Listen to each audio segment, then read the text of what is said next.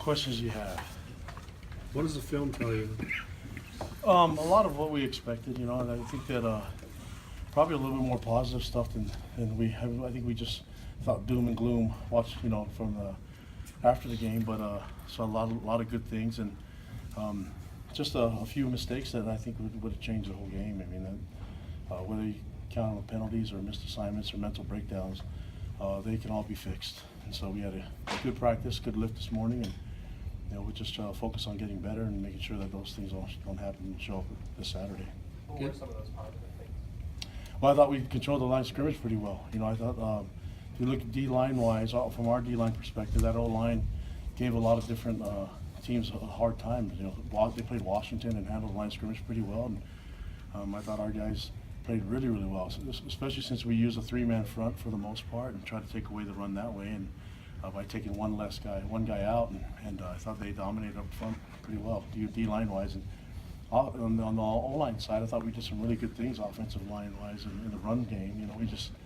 We were chasing yards and got in trouble with some long distance yards. I think our average third down was 3rd and 9, and that's not really good for an O-line that we think is physical, can help in the run game. So those are the positives. There's a lot of others. I mean, I thought our kickoff cover and punt cover teams are really good, and we need to clean some things up on return games. But for the most part, we didn't turn the ball over as a team, which will help you win. And our guys, they played hard. The effort was there, and just need to have some smarter things happen, and that's stuff that we can fix, especially watching it on film. And our guys from today's practice, I think they've moved on, and we're excited about the next game.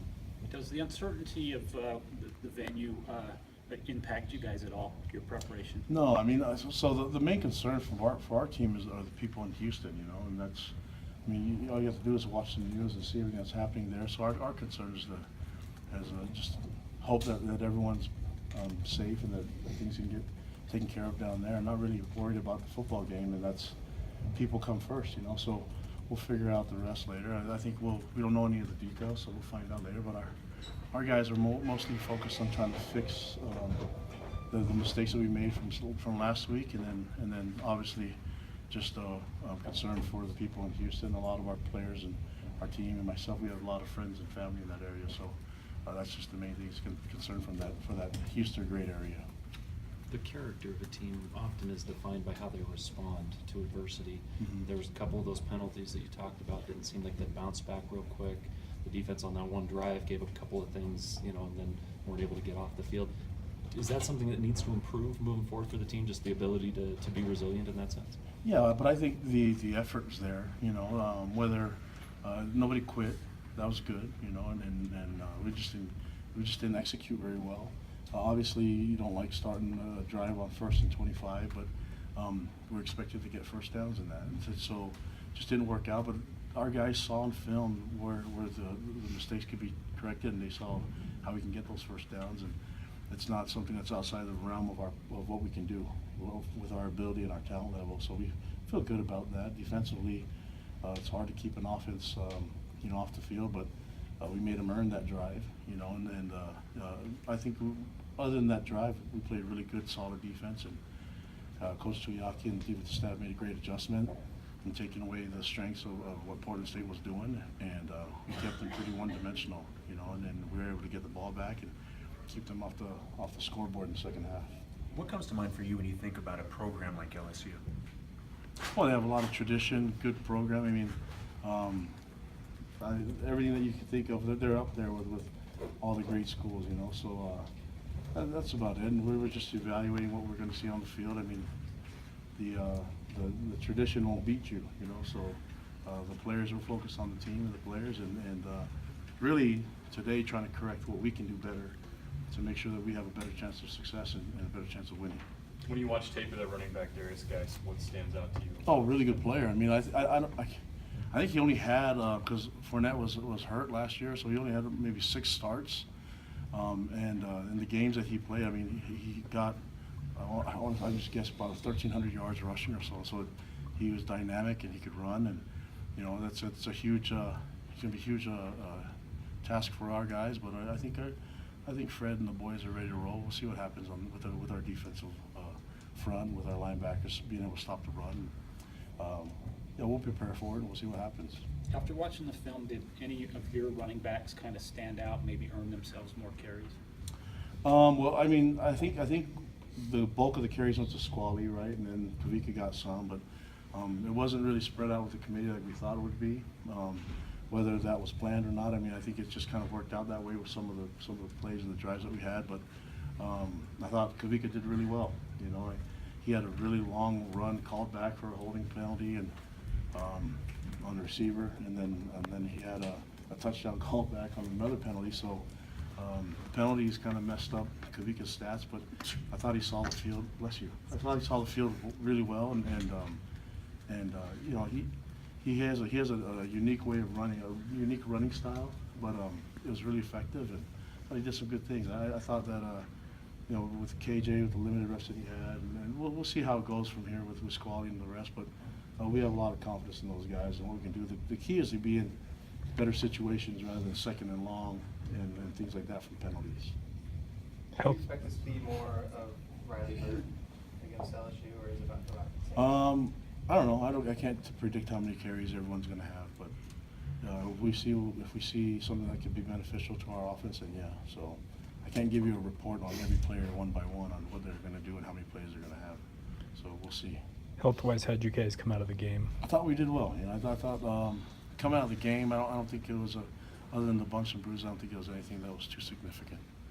Do you have any update? You mentioned there was going to be some evaluation heading into this week. Any updates? Just as Oh far yeah, as so we think that I mean, we're pretty confident Butch will be ready to go. For the rest of the guys, are still evaluating from now on. I mean, yeah, that's pretty much all I can say. Whiteouts I probably said too much even with Butch's. Whiteouts struggle a little bit getting separation. How much do you credit Portland State's corners for that? How much do you maybe say that they just kind of struggled, or maybe you could have helped them to be free with some different schemes that maybe you help out? Portland State's good. Don't get me wrong. I mean, their corners are really good. I mean, they had guys that played Division I level, you know. So I think they're big and long, but it doesn't. It's easier to cover when you know it's third and long. I mean, when the defense knows it's going to be a passing situation, and it's not really the fault of the receivers that you're in long distance situations, you know. So I think we got to keep it so we keep people on their heels with whether it's run or pass. But if they know it's a pass, then I think it's easier for people to cover pass, and that's what it comes down to. Our guys went against some really good defensive backs in fall camp, and they got separation. So I'm not concerned about the separation level. I'm concerned about having long distance situations. I just mentioned that we're constantly in third. The average was 3rd and 9, you know. So if it's 3rd and long, I mean, the chance is going to be a pass. It doesn't take a brilliant defensive back to figure out that you probably should cover this guy, you know. 3rd and 4, 3rd and 3, then it's kind of a control down. You don't know what you're going to get. So we got to get 3rd and 3, 3rd and 7. If we get there, then we'll probably see some more separation with the receivers. Yes.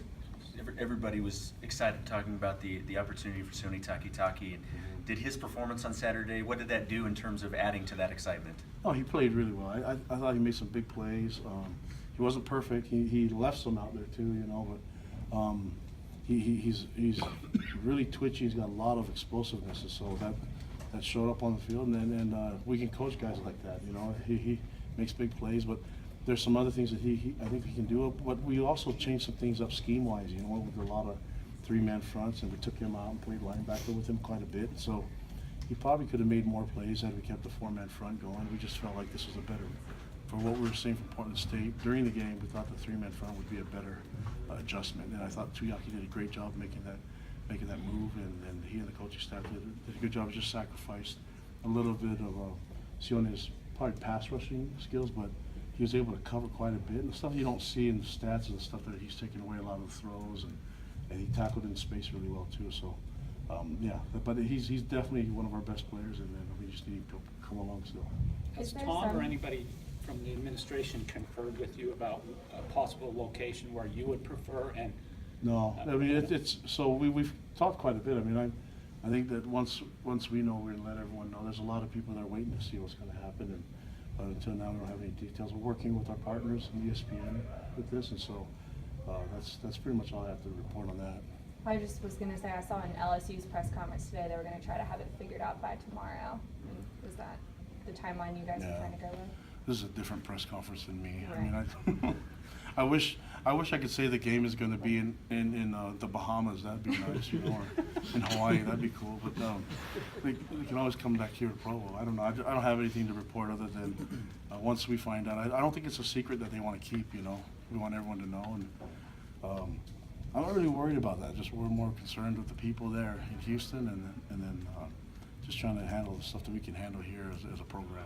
So. Last question. Coach Orgeron's been around the block a time or Mhm. two coaching-wise. Do you have any connection to him at all? Yeah, so Coach Orgeron's, so he was at SC, but he's been in different places. When he was the head coach at Ole Miss, he and I connected. I actually was just a nobody coach, and I remember just him taking the time to talk to me. You know, so I've always had that connection with him. He's just a really friendly guy, and always open to talking to you. Didn't care. Never a guy to big time anyone, and I always appreciate that about him. So good guy, and we'll see what happens. I'll talk to him, you know, pre-game and after the game. But really good coach too. He knows his stuff. So I'm honored to go against him and as head coaches in this game.